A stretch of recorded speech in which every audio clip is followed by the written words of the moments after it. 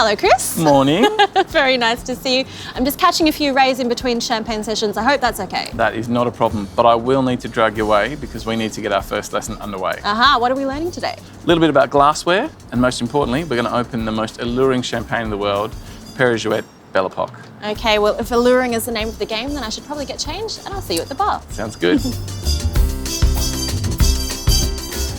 So we're here at the very sleek bar at Yummigan, and I'm ready for class. All right, let's talk about glass. The three types we're going to look at: the coupe, the flute, and the tulip. But your champagne that you're pouring, so the house style and the type of champagne, should help determine what glass we're going to use. Right, so different glasses for different champagnes. That's correct. Okay. So the coupe, not many are going to go into this glass. So it's a good looking glass, it's a feel good glass. Very Great Gatsby. Very theme appropriate, Yeah. but it's not a great glass for champagne. Right. It tends to warm up quite a lot, all the aromas blow off, and you end up slurping your champagne. So you're pulling it up, you're sucking it up, and you lose that line of acidity. So then we've got the flute. So more traditional style is the icon of champagne consumption. It's obviously nice, tall and slender, so you can see the bubble rise, but it doesn't really show off the complexity of the champagne. So then we move on to the shape that we're going to be taking on tour with us. This is the Perrier-Jouët tulip. You can see it's got a little rounder belly, so we can open up the champagne a little more. The rim is still angled in, so we're still trying to trap that aroma. Get your nose in there and really see what you're looking at. It shows off the complexity of the champagne, but keeping the freshness and the line of acidity nice and linear on your tongue. Right, I mean, when you look at these three glasses together, I mean, to my student, novice eye, it kind of feels like the best of both worlds. It sort of traps the aromas really well, but still opens them up as well. Is that right? Correct. So we're going to talk a little bit about pouring and opening in the coming classes. So I think the best thing to do now is just open some Belle Epoque. Sounds like a fabulous idea. This is Perrier-Jouët's Belle Epoque. It's the icon of the Maison. It's a true representation of the floral, delicate, and the charm that our Maison is known for. Cheers. Cheers.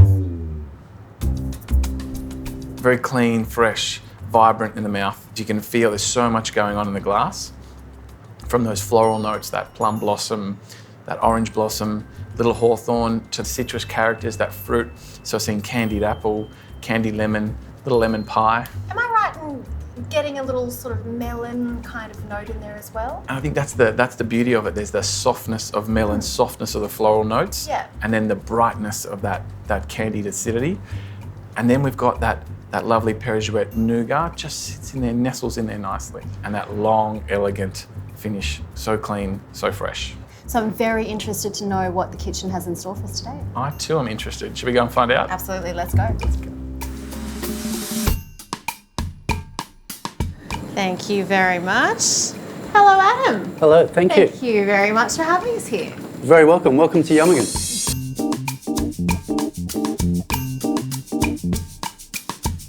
Now, Adam, Chris and I were in the bar earlier talking about the beautiful characteristics of the Belle Epoque champagne.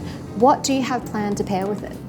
So firstly, I was inspired by the bottle. It reminded me of springtime. And after tasting the champagne, the citrus and the floral fragrances come out. What I'm going to do today is a Huon salmon belly, a burri, which is seared with a spring garden. Lots of thought there. Now, talk to me about the hero of this dish. So the hero of the dish is definitely the Huon salmon belly. Firstly, just the company. They've been farming in Tasmania since 1986. The fish are amazing. They're grown in pristine waters and they're in pens and not tanks.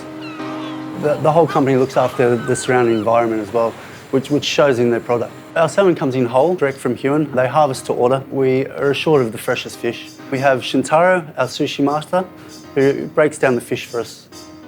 So, Chris, what do you think? So I think texture is going to play a really important part. We've got crisp, we've got crunch, we've got pop, we've got smoothness. I think it's all going to work quite well, and champagne needs that texture to bounce off.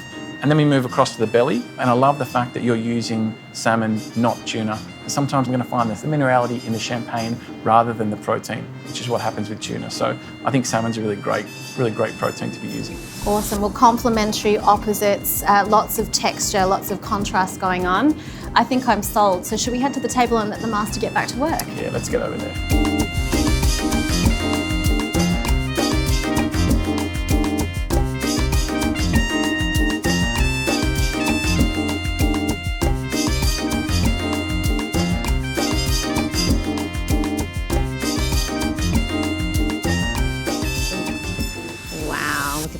Here we have a Huon salmon belly, which is seared or burried. We have karasumi on it as well, but it's basically representing a spring garden.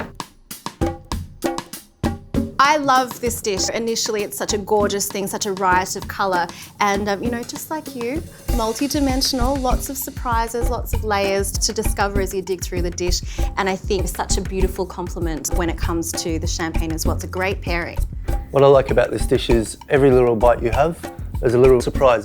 All those things you're finding in there, I'm finding in here. We talked about the complexity, we talked about the softness, the brightness of that apple acidity, the complexity, the depth of flavour, all the things you're speaking about in this dish, and I love the way they marry themselves, or I should say, mirror themselves so well together. My thoughts at the end of the second leg of this Art of Tasting tour is that the Gold Coast is incredibly lucky to have you on your team. Thank you very much. It's been a pleasure to have you guys. You can only experience this dish here at QT Gold Coast at Yum Again, so you absolutely should, because this pairing is perfect. Sunshine and salmon done.